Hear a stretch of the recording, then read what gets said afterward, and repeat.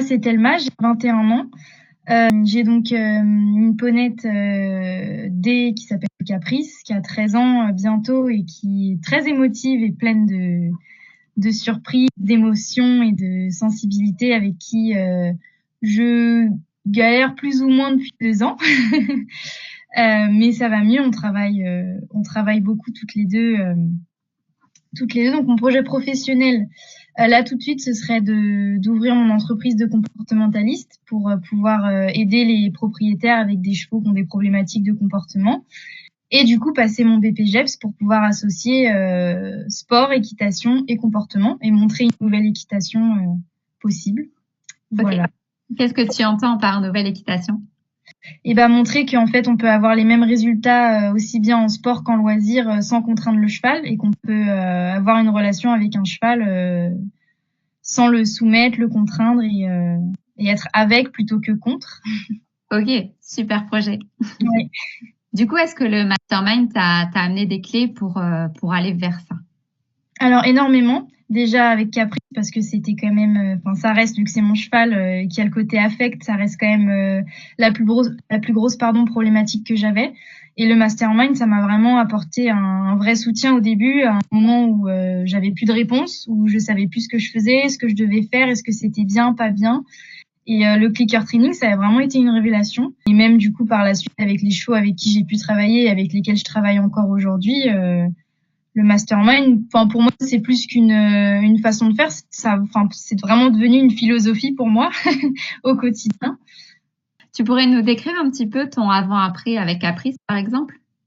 Avant, j'avais pas de connexion avec elle. À pied, ça allait, même si ça restait compliqué, ça prenait toujours un certain temps d'avoir une vraie connexion avec elle. Mais à cheval, j'ai toujours eu l'impression qu'il y a un truc qui se cassait, que c'était vraiment que je montais sur elle et qu'il y avait un truc qui se cassait, j'avais plus aucune connexion avec elle. Donc que ce soit en extérieur, que ce soit dans un manège, que ce soit avec d'autres chevaux, que ce soit toute seule. Et le fait que j'ai commencé le clicker training, donc d'abord à pied, déjà elle, ça a réveillé un truc, ça a réveillé de l'intérêt, de la motivation. J'avais plus un poney de club qui restait là et qui attendait qu'on lui demande de faire quelque chose.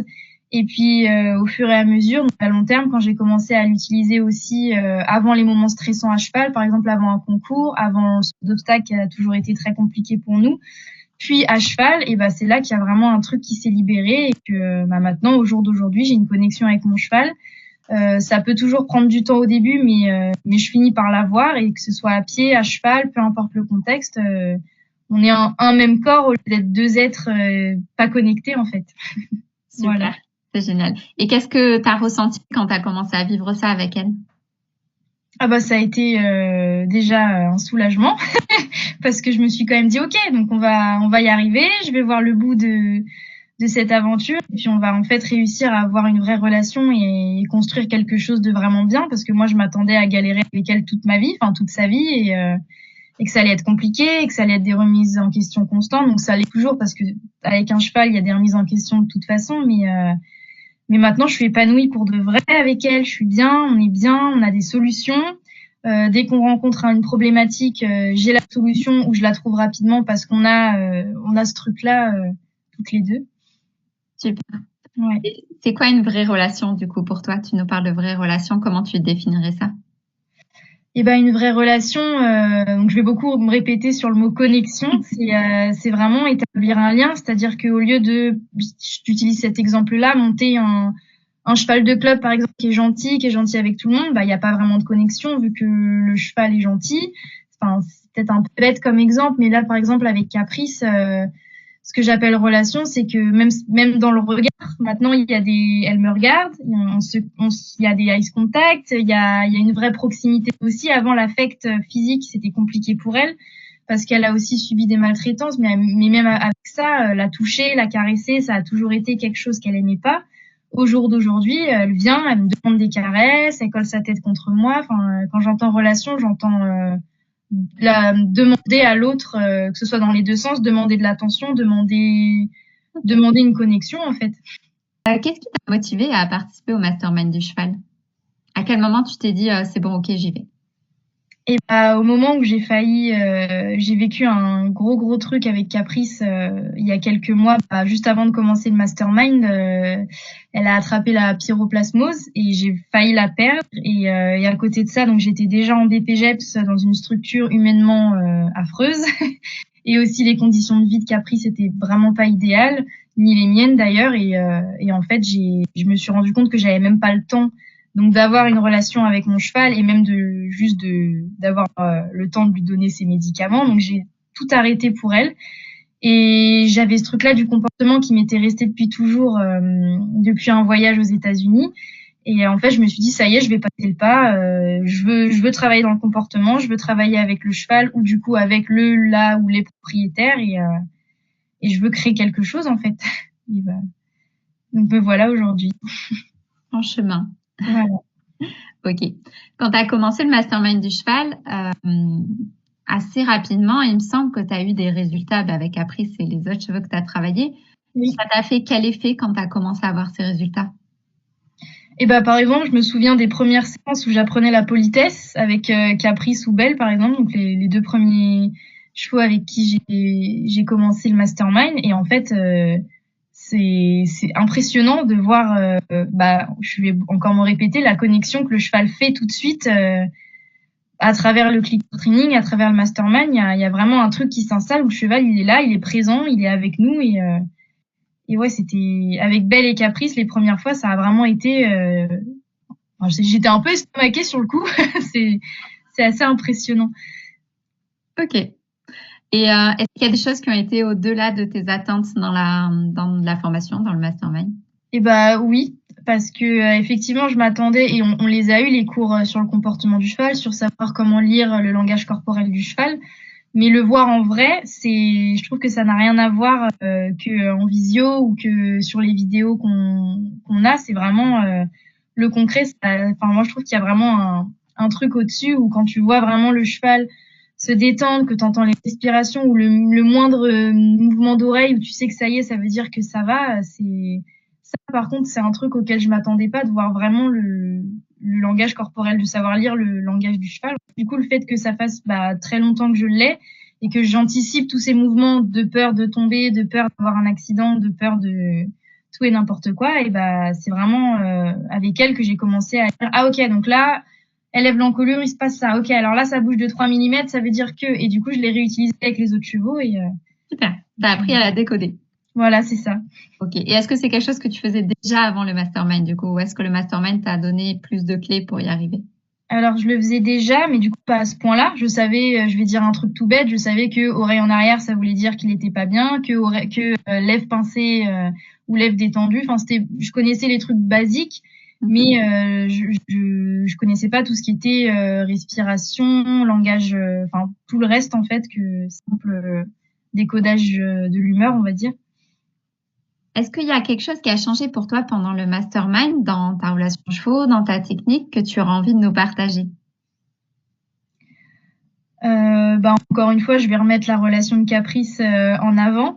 Mais même la relation avec les autres chevaux, là par exemple, je le vois avec les jeunes chevaux avec qui je suis en train de travailler. Donc je suis en train de travailler avec des chevaux qui n'ont jamais eu de contact avec l'humain, qui sont en fait finalement sauvages, enfin à l'état naturel en fait, comme ils pourraient être dans la nature et qu'en fait je suis en train de voir que finalement j'apprends à des chevaux à vivre avec l'humain.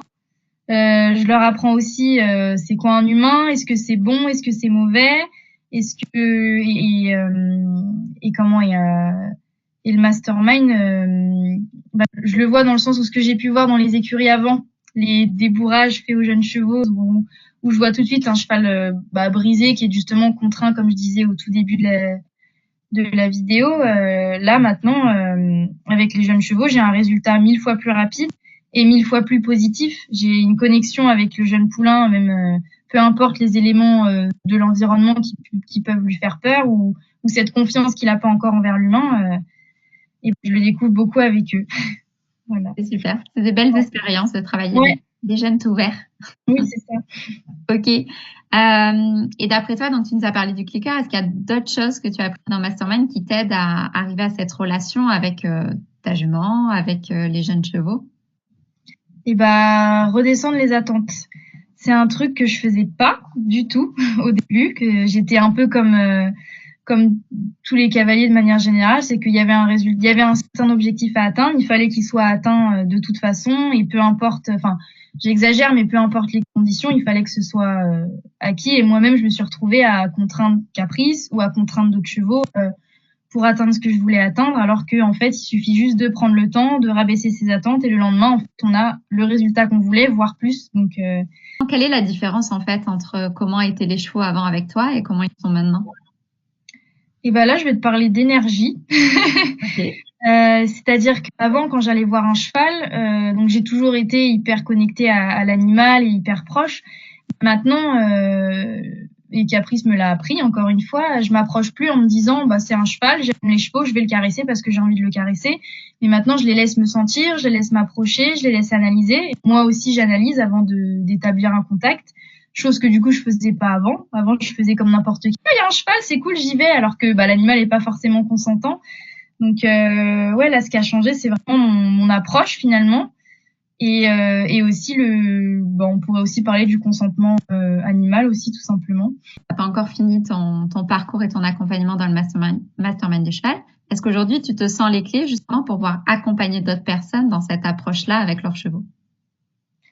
Et bah oui, ça fait quelques semaines que je me sens confiante et que je suis plus, enfin je le suis toujours parce que je suis toujours un peu dans le questionnement et j'ai besoin qu'on me dise ça c'est bien, ça c'est pas bien, il faut que tu fasses comme ça. Mais je le vois par exemple, bah du coup je vais reparler des jeunes poulains avec qui je travaille. L'éleveuse me voit faire, elle me donne aussi des directives parce qu'elle connaît ses chevaux et qu'elle connaît son métier, mais en fait la plupart du temps je vois que j'ai les réponses et que même l'éleveuse des fois ça l'impressionne de voir le mastermind, comment ça fonctionne et de voir les résultats. Donc aujourd'hui, je pense avoir les clés, peut-être pas toutes encore, parce que bien évidemment, je vais encore apprendre et apprendre, parce que les chevaux, ça reste une remise en question constante. Mais au jour d'aujourd'hui, ouais, je me sentirais capable d'accompagner des clients. Voilà. Super. Bon, bah, tu peux arrêter le mastermind là alors. Bah non. Qu'est-ce que tu aurais envie de dire à une personne qui se renseigne sur le mastermind du cheval, qui a envie de se lancer mais qui hésite encore? Qu'est-ce que tu aurais envie de lui dire par rapport à ce que tu vis à l'intérieur du mastermind? Et ben, je reparlerai de moi, ce que ça a changé avec mon cheval à moi, de la relation, de la connexion, et puis même au niveau confiance en soi, quand le mastermind, ça nous rend autonome beaucoup. Et le fait de voir que toi, t'es capable en fait d'améliorer ou de faire évoluer ta relation avec ton cheval, ou d'aider d'autres propriétaires à faire évoluer leur relation avec leurs chevaux, ça n'a pas de prix. Parce que c'est vrai que la plupart du temps, on appelle un professionnel, et d'ailleurs des fois il faut la plupart du temps en appeler un, mais de voir qu'on est capable nous d'être acteurs de notre relation avec notre cheval, c'est pour moi, ça n'a pas de prix. Ok. Donc, toi, Thelma, tu as vécu le mastermind du cheval en tant que particulière propriétaire de ta jument, mais aussi en tant que professionnelle et future professionnelle dans le milieu du cheval. Est-ce que dans les deux cas, ça t'a amené ce que tu venais chercher? Ça m'a amené ce que je venais chercher, et ça m'a aussi ouvert d'autres portes sur ce que je ne pensais pas pouvoir aller chercher. On va dire, notamment du coup dans le monde professionnel du sport, de l'équitation vraiment, où là on parle, de manière générale, on parle pas de relations, mais du coup de résultats. Ça m'a montré qu'en fait, parce qu'au début je pensais qu'on pouvait pas associer sport et relations. Pour moi, il y avait vraiment une barrière, et en fait finalement non, il n'y a pas de barrière, il suffit juste de la passer et de trouver comment associer les deux. Mais le mastermind, ça m'a montré que c'était parfaitement compatible. Non, j'ai rien à ajouter à part que voilà, ça a vraiment changé ma vie avec les chevaux, vraiment. Merci Flore. Merci à toi pour ton implication, parce que ça il faut le dire aussi, c'est qu'à chaque fois qu'il y avait des exercices à faire, tu arrives avec des vidéos, des questions. Je pense que tu es toujours la première à poser des questions, et c'est comme ça qu'on avance aussi. Je suis à fond. Voilà, tu es à fond, ouais. Tu investis et du coup ça fonctionne. Donc bravo à toi Thelma pour ce beau parcours. Merci.